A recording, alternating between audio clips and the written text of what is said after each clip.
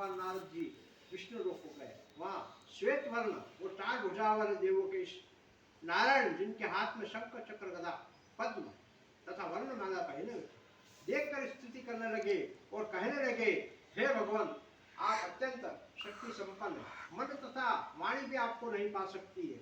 आपका आदि और अंत नहीं।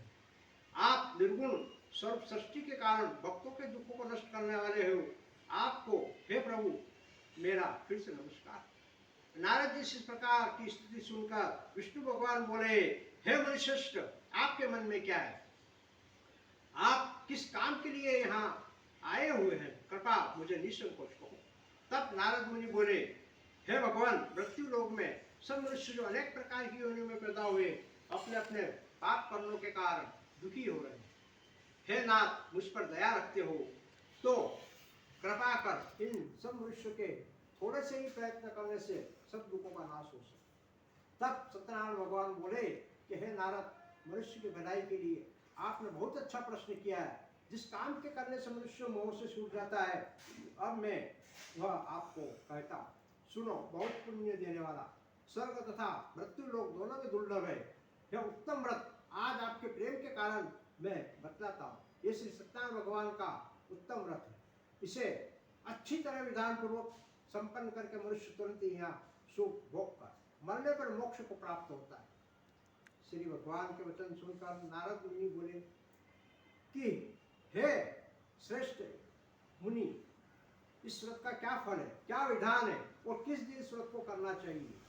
कृपा कर प्रभु मुझे विस्तार से बता।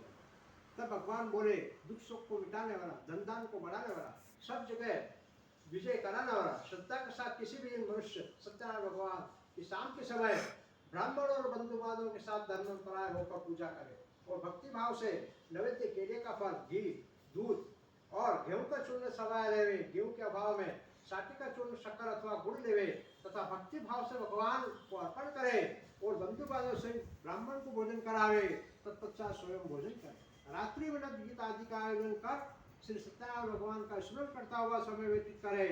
इस तरह व्रत करने पर मनुष्य की सभी इच्छा पूरी होती है। विशेषकर कली काल में ही मोक्ष का सरल उपाय है। इसलिए रेवा खंडे प्रथम अध्याय सत्यनारायण भगवान की जय।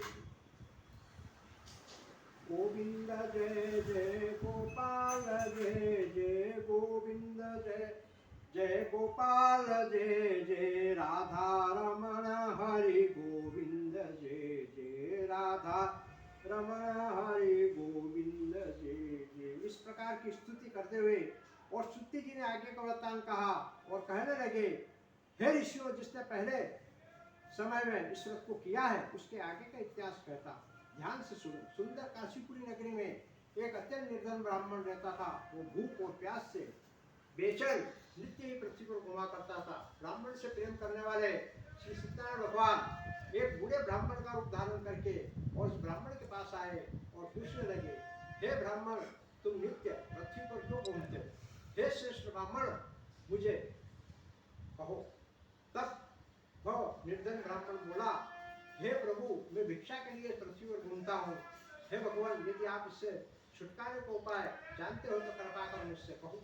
वृद्ध ब्राह्मण बोले कि सत्यनारायण भगवान मनवांछित फल को देने वाले हैं, इसलिए ब्राह्मण तो उनका पूजन कर, जिसके करने से मनुष्य सब दुखों से मुक्त होता है। ब्राह्मण को व्रत का सारा विधान बतलाकर वो बूढ़े ब्राह्मण को रूप धारण करने वाले सत्यनारायण भगवान वही अंतर ज्ञान हो गए। जिस व्रत को व्रत ब्राह्मण ने बताया है मैं उसको करूँगा, ऐसा निश्चय कर उस रात उस ब्राह्मण को नींद नहीं आई। वह सवेरे उठकर सत्यनारायण भगवान का व्रत का निश्चय कर और भिक्षा के लिए चल दिया। उस दिन उसको भिक्षा में बहुत धन मिला, जिससे बंधु बांधव सहित उसने सत्यनारायण भगवान का व्रत और पूजन किया। इसके करने से वो ब्राह्मण सब दुखों से छूट कर अनेक प्रकार की संपत्तियों से युक्त हुआ। उस समय से वह ब्राह्मण हर मास व्रत करने लगा और इस तरह सत्यनारायण भगवान के व्रत को जो करेगा वो सब पापों से छूटकर मोक्ष को प्राप्त होता है। आगे जो पृथ्वी पर सत्यनारायण भगवान का व्रत करेगा वह मनुष्य सब दुखों से छूट जाएगा। इस तरह नारद की नारायण का कहा व्रत मैंने आपसे। हे ब्राह्मण, अब मैं वो क्या कहूँ? ऋषि बोले, हे मुनीश्वर, इस संसार में इस ब्राह्मण से सुनकर किस किसने इस व्रत को किया है, कृपा कर मुझे इसका विस्तार से बतलाइए। तब सुखदेव जी बोले, हे मुनियों, जिसने इस व्रत को किया है वो सुनो। एक समय व्रत ब्राह्मण धन ऐश्वर्य के अनुसार बंधु बांधव के साथ व्रत करने को तैयार हुआ। उसी समय एक लकड़ी बेचने वाला बूढ़ा आदमी वहां आया। वो बाहर लकड़ियों को रखकर ब्राह्मण को सत्यनारायण भगवान का व्रत कर देख मकान में गया। वो प्यास से दुखी रकड़हारा उनको व्रत करते देखकर ब्राह्मण को नमस्कार कर कहने लगे कि आप किसका पूजन कर रहे और इस व्रत के करने से, इस पूजन को करने से क्या फल मिलता है, कृपा कर मुझसे। तब ब्राह्मण ने कहा, सब मनोकामना को पूरा करने वाला ये श्री सत्यनारायण भगवान का उत्तम व्रत है। इनकी कृपा से मेरे यहाँ धन दान आदि की वृद्धि। ब्राह्मण से इस व्रत के बारे में जानकर लकड़हारा बहुत प्रसन्न हुआ और भगवान का चरणामृत ले और भोजन करने के बाद अपने घर गया। लकड़हारा ने अपने मन में इस प्रकार का संकल्प किया कि आज ग्राम में लकड़ी बेचने से जरूर धन मिलेगा, उसी से सत्यनारायण देव का उत्तम व्रत और पूजन करूंगा। यह मन में विचार कर वो बूढ़ा लकड़हारा अपने सिर पर लकड़ियां रखकर और जिस नगर में धनवान लोग रहते थे वहां ऐसे सुंदर नगर में गया और उस रोज वहां पर उन लकड़ियों के दाम पहले दिनों से चौगुने मिले। तब वह बूढ़ा लकड़हारा दाम ले अति प्रसन्न हो पके केले के फल, शक्कर, घी, दूध, दही, चूर्ण और गेहूं का चूर्ण लेकर सत्यनारायण भगवान के व्रत की कुल सामग्री को लेकर अपने घर गया। फिर उसने अपने भाइयों को बुलाकर विधि के साथ भगवान सत्यनारायण का पूजन किया और इस व्रत के प्रभाव से वह बूढ़ा लकड़हारा धन पुत्र आदि से युक्त हुआ और संसार के समस्त सुख भोग कर आत्म वैकुंठ धाम को गया। श्री रेवाखंडे द्वितीय अध्याय समाप्त। भगवान की जय। श्री कृष्ण गोविंद हरे मुरारी, हे नाथ नारायण वासुदेवा। श्री कृष्ण गोविंद हरे मुरारी, हे नाथ नारायण वासुदेवा। जी बोले, हे श्रेष्ठ मुनियों, अब आगे की कथा कहता हूँ, सुनो। पहले समय में उनका मुकनाम का एक बुद्धिमान राजा था। वो सत्य वक्ता, वो जितेंद्र था। प्रतिदिन देवस्थानों पर जाता और गरीबों को धन देकर उन्हें संतुष्ट किया करता था।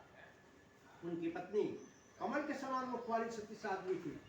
ये दोनों भद्रशिला नदी के तट पर सत्यनारायण भगवान का व्रत और पूजन कर रहे थे। उसी समय एक साधु नाम का वैश्य नाव लेकर व्यापार के लिए आया और नाव को किनारे पर खिलाकर राजा के पास आए और राजा को व्रत करते देखकर अन्य विनय के साथ पूछने लगा, हे राजन, भक्ति युक्त चित्त से यह आप क्या कर रहे हैं? मेरी सुनने की इच्छा है, सो आप यह मुझे बताइए।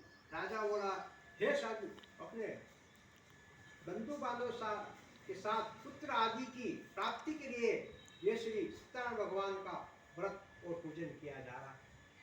राजा के वचन सुनकर साधु